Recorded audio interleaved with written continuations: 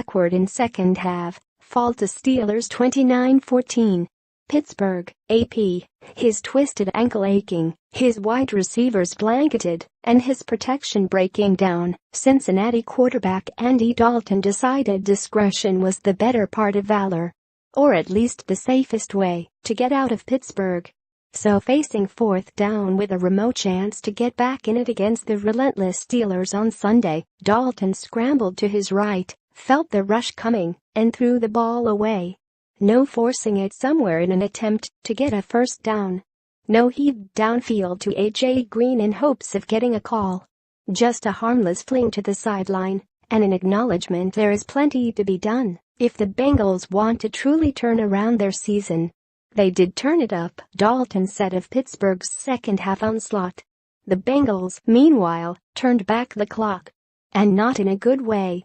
Cincinnati managed all of one first down over the final 30 minutes in a 29-14 loss to the Steelers on Sunday, blunting the momentum it gained after installing Bill Lazor as offensive coordinator 2 weeks into the season. The offense that appeared to figure things out while beating Cleveland and Buffalo following an 0-3 start spent most of the second half in reverse.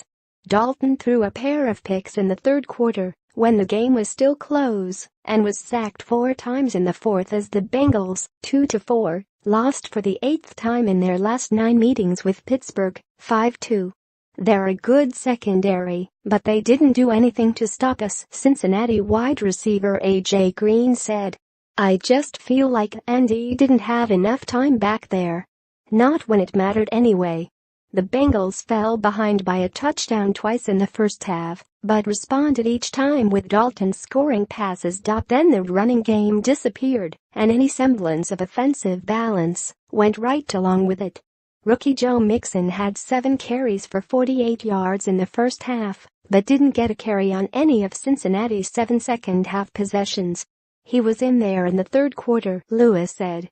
Whatever plays are called. Green caught 3 passes for 41 yards, all in the first half. Dalton finished 17 of 30 for 144 yards. The Bengals had just 19 yards of total offense in the second half, 20 if you take away a Dalton kneel down on the final snap. Anytime you lose a division game, especially to the Steelers, the way they're playing, every game counts, Green said. It's tough. It sets us behind even more.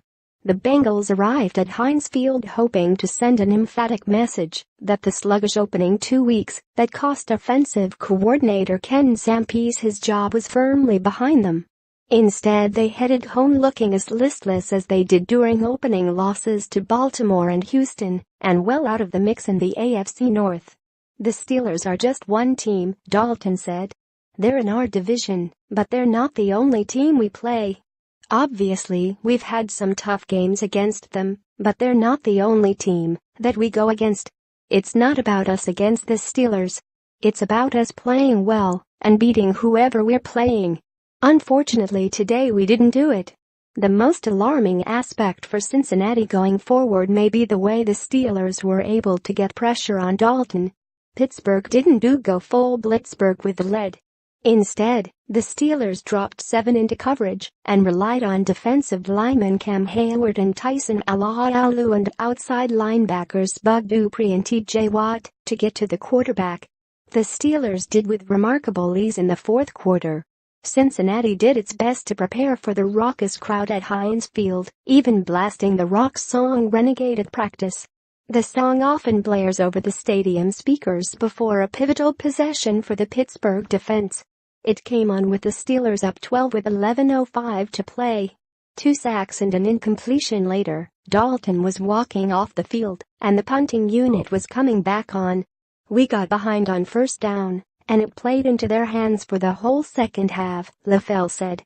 It's something we cannot do, and we have to correct that right now. Time is running out. The listless Colts are up next before a 3-game road trip through Jacksonville, Tennessee and Denver. I feel like it's time for us to embrace it, because at the end of the day you're accepting what's going on, but you can also get over the hump, said Bengals cornerback Dre Kirkpatrick. You really don't embrace the loss, and I feel like sometimes we need to embrace the loss. No matter who it is. We lost. We have to embrace it, fix it and move on. For more AP NFL coverage, http://pro32.ap.org and http://twitter.com/AP_NFL.